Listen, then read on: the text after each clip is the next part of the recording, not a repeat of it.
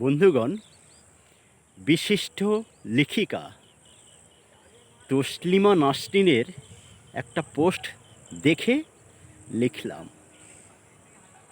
নষ্ট নারী গয়না খোঁজে।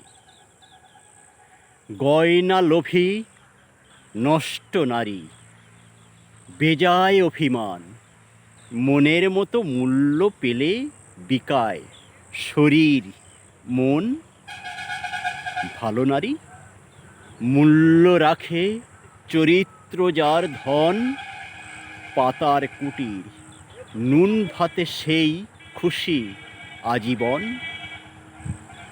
যতই দেখাও ধন লালসা, ভুলবে না সে মোটে অভাব লয়ে সারা জীবন।